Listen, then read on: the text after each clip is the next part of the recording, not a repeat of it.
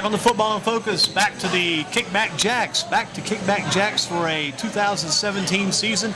Got Joe Sirera with us in the News and Record. Going to talk about how the teams are stacking up this year, what's going on this week, what happened last week, and what kind of season it's going to be. And first of all, go back to what we talked about a while back when you and I were talking about the fact we've got some teams that could make a good long run in the playoffs this year. We could have state champions again like we did last year. Sure. Yeah, I mean, I think you got to start with Dudley.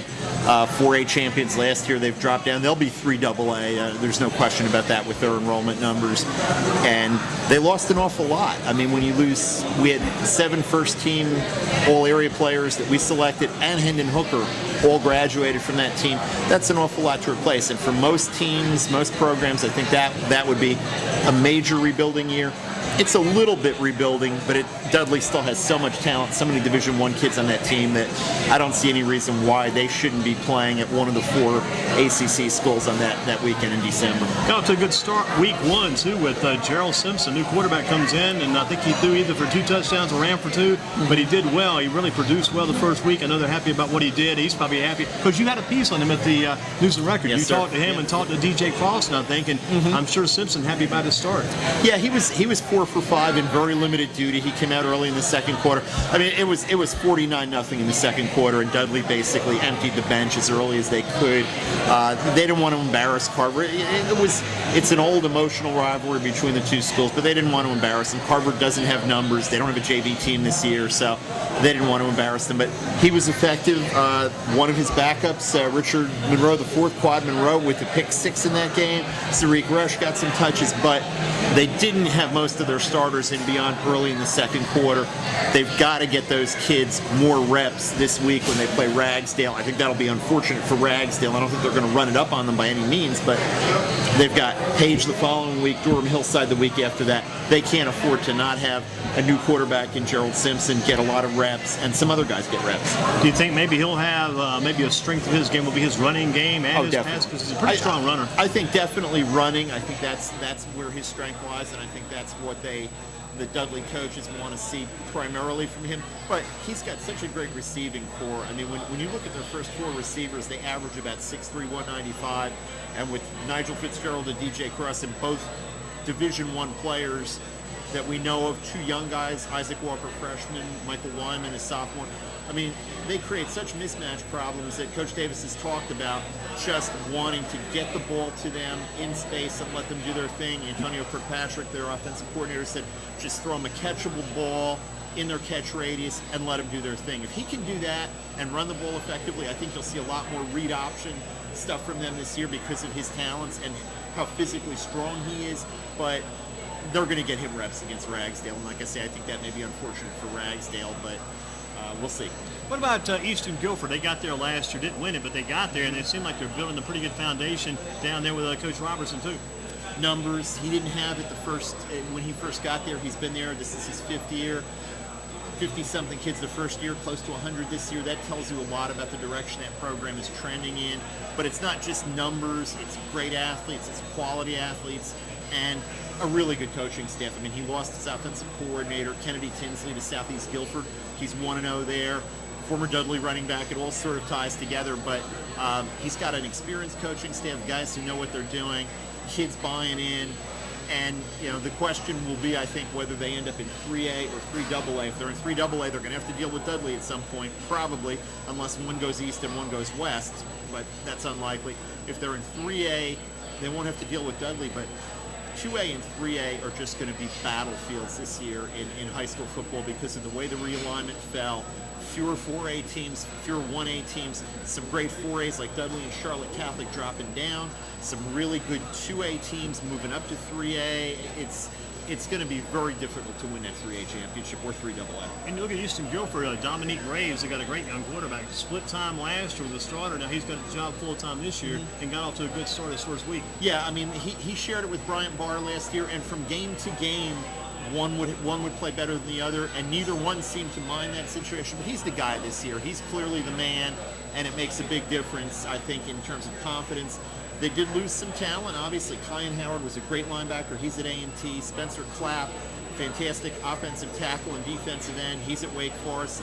They lost some talent, but they've got a program now. It wasn't a one-year wonder by any stretch, and I think they're gonna pretty much own a pretty good conference for a while now with the talent that they have in that coaching staff. They got that kid Dennis Brooks back on defense, pretty tough too from last year. And they picked up a couple of kids who transferred in from Graham and Southern Alamance, a couple of linebackers, a kid from Graham, Alex Gowda, who's got 6'2", 200, who was a second-team All-Area player for the Burlington Times News. You plug him in for Kyan Howard, and the talent is there, and they're going to be a tough team to beat. It's going to be very interesting to see them against Page in a couple of weeks. Look forward to that one. Got that kid Nick Cheeley, a good one too, receiver. He and Dominique Graves, both very good basketball players. Absolutely. On a team that got to the state championship there, and you can't underestimate the value of playing that deep into the playoffs in multiple sports for these kids. Makes them sharper, makes them more competitive. The pressure isn't as much to them. They came awfully close to winning a state basketball championship. Fell way behind, came back, almost pulled it out.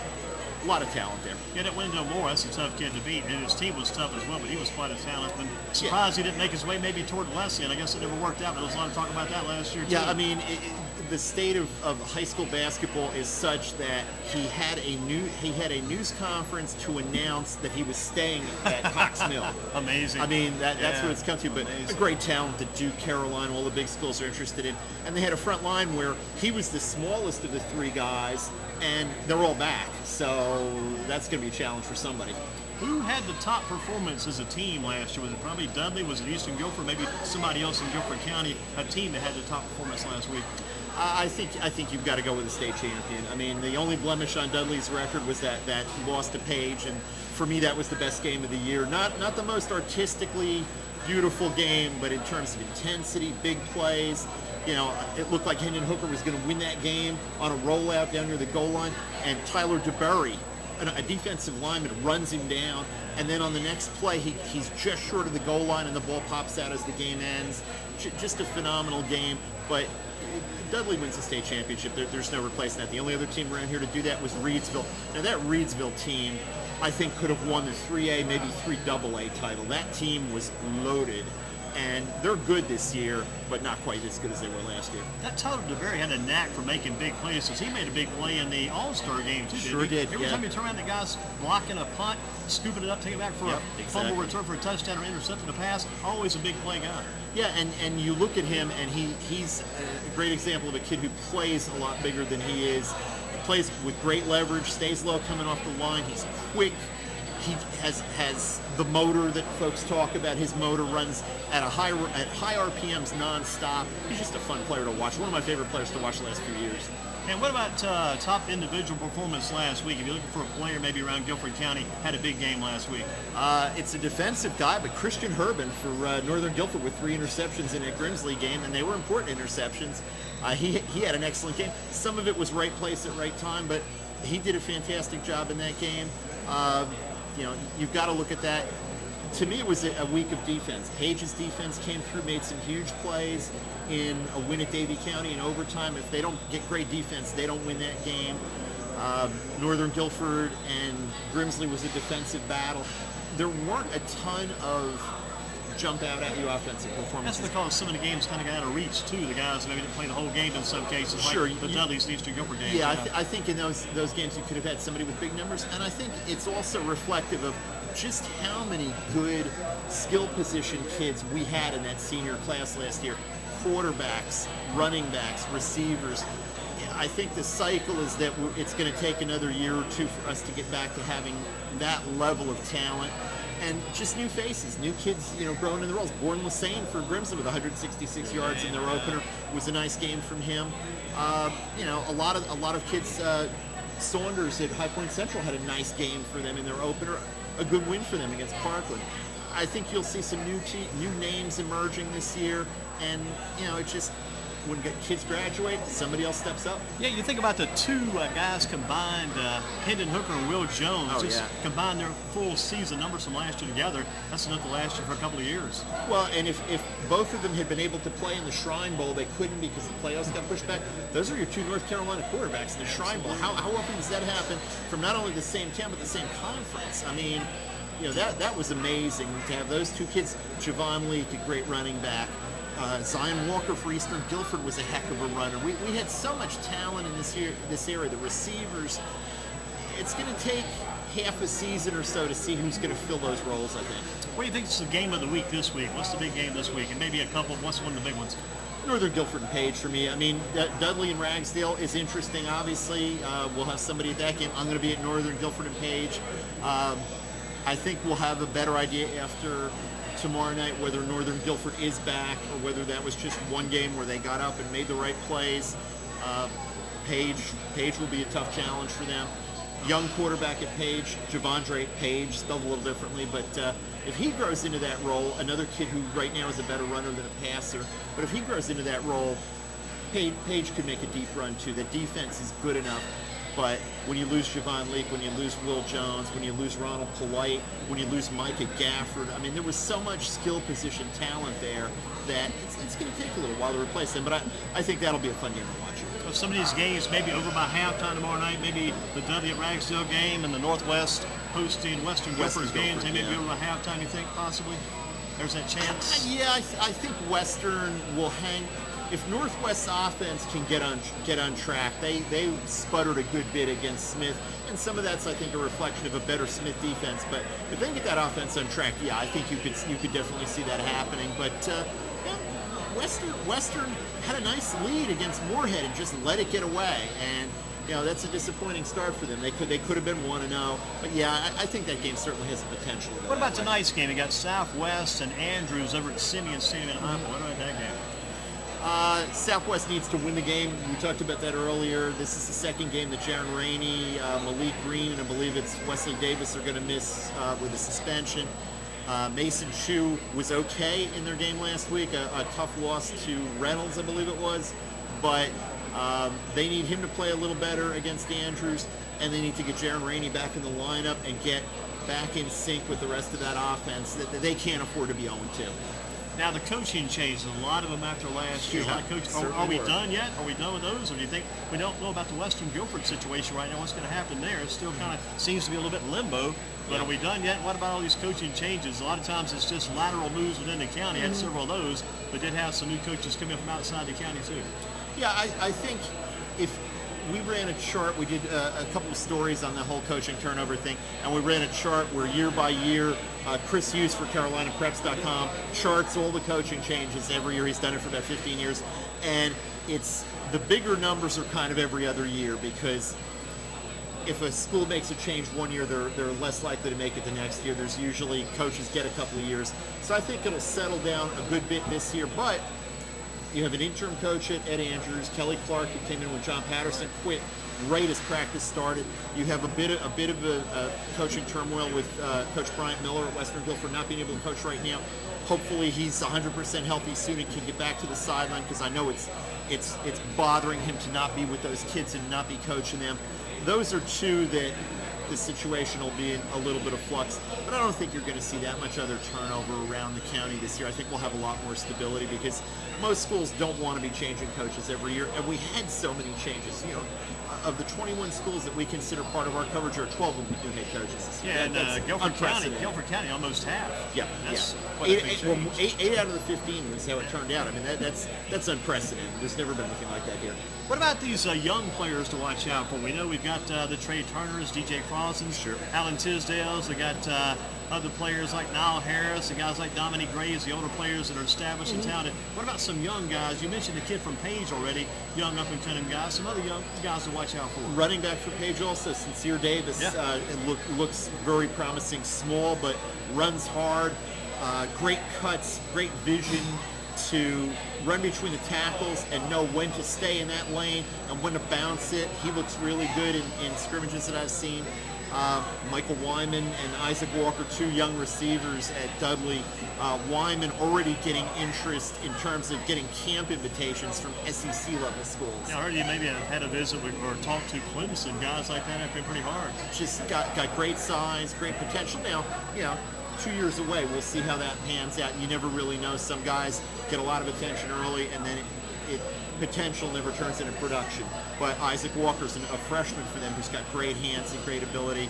I think those are guys to look forward to. I mean, I think you're going to see it all over the county with all of those skill position guys that we lost. Somebody's got to fill those roles. Somebody's got to step up, and it's going to be younger players. Who have you seen that you like? Yeah, I tell you, the Devin Boykin kid at Rags, I was impressed with his maturity level when I saw him in the scrimmages. Led the team well, seemed confident back there, and did a good job. And kind of like I hear about this young rush kid. There's a young rush kid, I think, over at Dudley. Got Sirera rush, the older rush. There's a younger rush over there. His younger brother, they really like him a lot. They've got a huge freshman offensive lineman named Peyton Page, of all things. Huge, and has a lot of potential. They think he could be one of the better offensive linemen they've had in recent years. You know, you mentioned Devin Boykin. A lot of it with him is he's been a very good AAU travel ball basketball player, and talked about it when you mentioned Nick Cheely and Dominique Graves earlier. The kids who play multiple sports, most coaches don't discourage that anymore, at least the football coaches, because it keeps those kids sharp, competitive.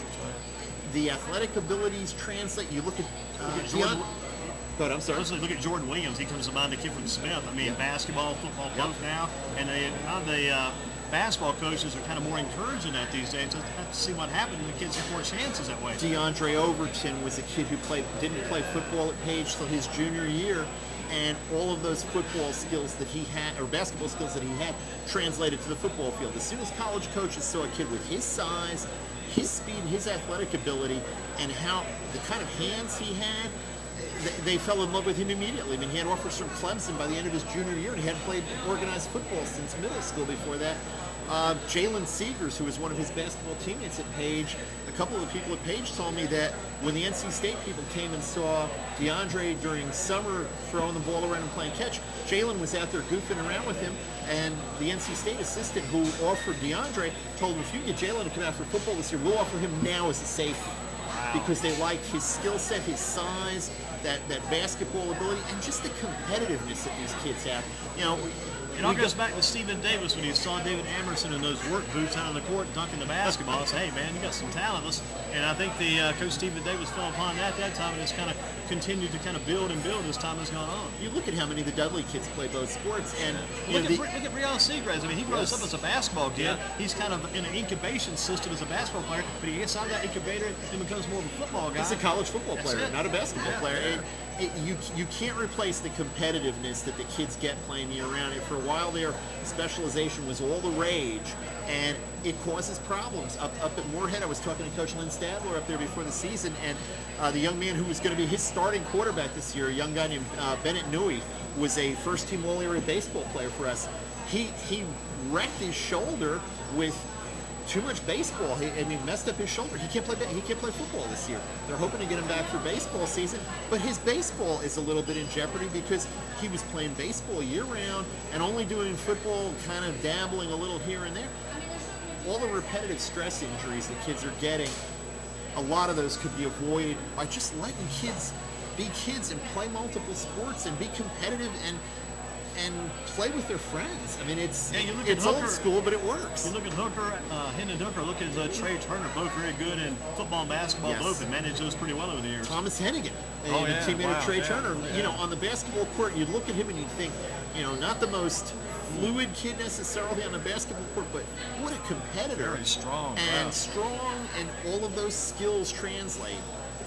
But we like that Williams kid. Saw him Monday night for Smith. Got a nice, tight spiral pass down the field. And very catchable ball. And it gives Smith a chance. Yeah. I mean, they got a chance. He's a legitimate future quarterback. Yeah, he's got to learn a little bit of game management, not throwing the ball up for grabs. But some of that was they were behind, and he's trying to make a play. And then you can't fault a young man for doing that. So, yeah, there's that. But, yeah, huge potential and upside there. Smart kid, athletic, throws a nice ball. And for the news and record, talking about the way the gears are turning right now, you guys are gearing it more toward the web, pushing that web and pushing it hard. That seems to be kind of the wave of the future based upon how the newspaper business is going, the way things are printed these days. You guys got to get that web working, because if you count on the print results, they're not going to be there for you. Yeah, we unfortunately, our newspaper is being going to be printed full-time on the presses that the Winston-Salem Journal has. We're owned by the same company, BH Media now, and they get to run their paper off the presses later than we do. We have to have our paper done before they even start printing their paper. So it's made our deadlines, basically, if we don't have a result or a story by 9:30 on Friday nights, it doesn't get in the paper. So unless the game goes running clock, it's pretty much web. That's unfortunate. I mean, we made our case to not do that, but it comes down to economics and the mechanics of these presses, and we have to focus on the web because we can't give people what we used to give them in print. And I apologize for it, and I feel bad about it, but not my decision, unfortunately. As many phones as you see at the games these days. Oh, I mean, yeah. people are on it anyway. They're on top of that web like crazy. Yeah, you know, if I'm at a game, I've got to be tweeting. I've got to be tweeting what's going on, so people know, and not just that if they're at the game, they already know what's happening. They're not getting that information from me. They want those other games. They want the other games, and they also need to know that I'm out there and that I'm paying attention to what's going on. Exactly. It's a credibility thing. So I told the guy last year, we were doing that game over in Raleigh when they had the state championship in Northern Guilford women, Eastern Guilford men. And then plus we had Chris Walzer and Coach Daryl Steele in Chapel Hill doing the games there. Right. We had Northwest Guilford people who they love to keep up with Northern's girls, what's going on there back and forth. So Northern people listen to the Northwest game while they're walking into Smith Center. Yes. People nowadays, they're going to keep up everything they can. yeah, there's so many different ways to get it. I mean, over in the Triangle, WRAL with the highschoolot.com website, they're live streaming like 10 football games on Friday nights. I mean, it's the Wild West in that respect, in that it's wide open if you've got the technology and the money to try some things. There are all sorts of opportunities this year, and with Time Warner Cable being merged into Spectrum, the Time Warner Thursday night football games are gone. That deal is no more, so there's kind of a vacuum, and WRAL and highschoolot.com were well positioned to fill that. We'll see how that shakes out over the next they've few actually years. spread out now to cover the eastern part of the state all the way to the coast, I believe. They're not wide now. Yeah. But the void there left by Time Warner Cable dropping out, I don't guess that void has been filled up yet. Not on a regular season basis. They're the state association pretty soon, the next week or two, I think it's in the hands of the lawyers, is going to announce a deal for state championship broadcast, and it'll be a network of over-the-air stations across the state that'll get those. I think it's one company that owns multiple stations won the bid, apparently, as long as everything works out with the contracts. But that's the way it's going. I mean, spring sports was a bit of a mess. Some of them were on pay streaming sites. It was the Northern Guilford baseball fans who couldn't get over to Zebulon were wanting to know how they could watch their games, and it was a challenge. How about around the state? We talk about our teams here. What about around the state? Mallard Creek stuff again. Myers Park's going to be good around Charlotte. You got Wake Forest down in the eastern part of the state, Scotland County. Some of those teams probably hit quick on there. But what about these teams around the state that are going to be competitive and dominant this year? Yeah, I mean, you had probably one of the best games of the season last Thursday night with Scotland County and Mallard Creek, and Zamir White, who's considered the number one running back in the country, going to Georgia, or committed to Georgia, had a phenomenal game, but his team lost 28-21 to Mallard Creek because Mallard Creek just has too much depth, too many great athletes. But those are two fantastic teams. Heritage, you mentioned, Cape Fear, the team that Dudley beat in the state championship game in 4A last year, has a lot of people back, including that big quarterback they had. He was hurt. He had a bad ankle and was a little bit slowed in that game. Justice Galloway Velasquez, I believe is his name. That's right. Big kid, very talented. He's back, and they have most of their talent back.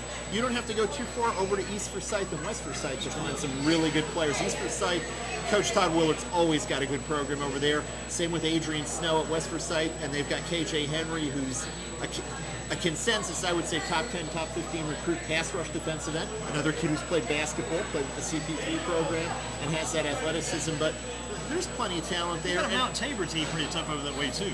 Yeah, we'll see. I think they've got East Forsyth this week, They're in Dudley's conference, Mount Tabor, so we'll see about them soon enough. And they're good, but I don't think they're Dudley good. Right. Might give Dudley some competition. So Southwest will give Dudley some competition in that conference. Those are probably the teams that they'll be thinking about. Parkland's got some players, but they lost to High Point Central. High Point Central was a surprise in that opener. That's a good win for that team. Any upsets for this week you're thinking about? Any potential upsets? I mean, last week you guys went about 8-6. Both of you. Yeah. I mean, I have to say it was easier the last couple of years when you had so many great players in the area on teams. You kind of knew what those teams were going to do. We're in a little bit of transition with that. The one that if I had to pick an upset this week, I think Grimsley going to Ashboro. I think they can win down there. I think that would be an upset. That'll be an upset Because Kevin Gillespie is down there. That'll be interesting to see. He won't be going against Grimsley for Page. He'll be with Ashboro. But you've got to like a home team in a close game like that. And I think Grimsley can go down there and win that game. Rockingham County is playing Eastern Randolph. Eastern Randolph was good for years. Not so much anymore. I think Rockingham County could beat them. So, that's a little bit of an upset. But, I think there's a significant gap between the top 3 or 4 teams in the area and that next group. And I think the season is going to be a lot of that next group sorting itself out. And you think about, you mentioned an Ashboro team, a lot of points against Random last week. It was 37, 34 games, so Ashboro can score, so you got to be aware of that if you're Grimsley. Yeah, and Grimsley has struggled offensively a little bit the last few years. They move the ball up and down the field against Northern Guilford, but 5 turnovers, 11 penalties, double-digit snap problems out of the shotgun snaps that were too low, and the quarterback, Jalen Smith, had to literally take a knee to catch the ball, and the play was dead. They had that happen to them on 4th down twice in that game. If they can eliminate some of those problems, they can score, but they had trouble scoring against Northern Guilford. Yeah, they had a 15-3 lead that they gave up, right? You hate it when you lose it like that. Well, it was a touchdown on a big play early in the second half. Quarterback filling in, Tyler Flippin's hurt for Northern Guilford, and Jacob Leonard, spelled it differently than the Jacob Leonard for Northwest, hit a wheel route to J.J. Julian early in the 3rd quarter for 62 yards for a touchdown. That seemed to really energize Northern Guilford, and then a couple of possessions later, they got a pick 6 where the ball went off of Chris Wiggins right to a defender on the sideline, and he goes in for a touchdown. That was the difference. It was a quick flurry. I think the 2 touchdowns were scored in like a minute and 34, and that turned the game. Joe Sirera from the News and Record with us. Give us the location, the website, everything we get people to go to follow you guys this week. I know you got a lot going on because you start the week with a poll and you go to the one-on-one interviews and all those things. What do you have? Give us that website. So hsxtra.com, hsxtra.com is where we're doing things. You can get to it through greensboro.com, but we've built a separate site over the last few years for high schools. We've got videos there, we've got predictions, we've got a podcast, the poll, as you say. And GreensboroSports.com is a pretty darn good site, too. Yeah, plenty there because we cross over and get a lot of your stuff and bring it over. Those links, it's amazing what you can do with a link. Yeah. I mean, people have tracked those things. I mean, it's amazing. Even last week, we came up with this link with Max Preps, had their top interceptions of the week, and just put something up there. It's always kind of interesting what else is going on around. Yep, yeah, definitely. That's the way things are going. That's you said it earlier. People want to be on their mobile device and be able to get content, and that's what you guys are giving them, and that's what we're giving them. You're giving it to us, and sometimes we get some work from the Burlington newspaper as well as sometimes High Point, sometimes the Journal. Sometimes you guys end up in the Journal. You're in there quite a bit as well. Yeah, and we borrow, we get content from them. Last week they were at Page Davie County and they were at Dudley Carver. So for our website, we've got their stories on our website plus some photos. Your big game you're going to be at again this week is going to be Northern Guilford Page. I will be there along with the photographer Lynn Hay, J.P. Mundy, and another photographer, Andrew Kretsch, will be at the Dudley Ragsdale game. Those are our 2 big ones. Joe, good job as always. Thank you, Andy. Thanks for your time. Good to have you with us at the KickBack Jacks for a Thursday night, Football in Focus. Take a little break, get set for the next guest coming in. It's about that time, and we'll follow you at GreensboroSports.com and Greensboro Sports Radio right back in just a few.